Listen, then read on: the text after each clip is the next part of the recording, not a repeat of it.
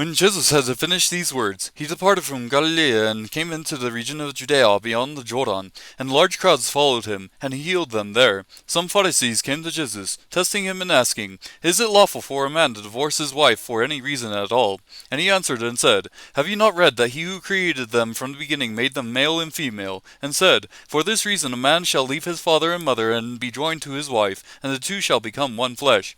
So they are no longer two, but one flesh. What therefore God has joined together, let no man separate." They said to him, "Why then did Moses command to give her a certificate of divorce and send her away?"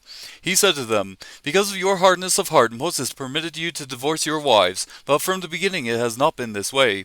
And I say to you, whoever divorces his wife, except for immorality, and marries another woman commits adultery."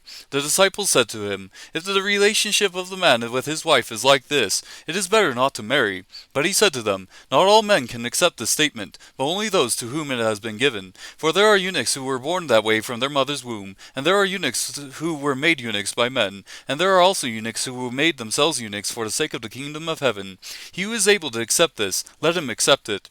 Then some children were brought to him so that he might lay his hands on them and pray, and the disciples rebuked them. But Jesus said, "Let the children alone, and do not hinder them from coming to me, for the kingdom of heaven belongs to such of these." After laying his hands on them, he departed from there. And someone came to him and said, "Teacher, what good thing shall I do that I may obtain eternal life?"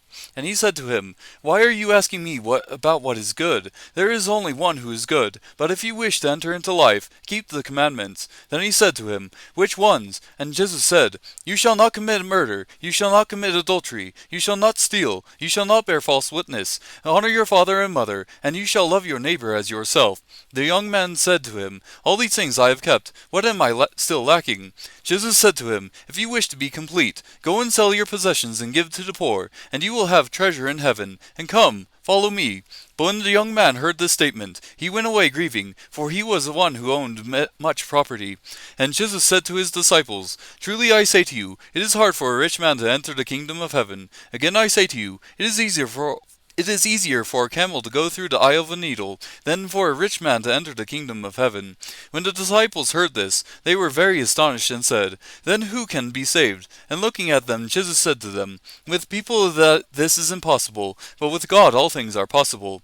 Then Peter said to him, "Behold, we have left everything and followed you. What then will there be for us?" And Jesus said to them, "Truly I say to you, that you who have followed me, in the regeneration when the Son of Man will sit on his glorious throne, you also shall sit upon 12 thrones, judging the 12 tribes of Israel. And everyone who has left houses or brothers or sisters or father or mother or children or farms for my name's sake will receive many times as much, and will inherit eternal life. But many who are first will be last, and the last first."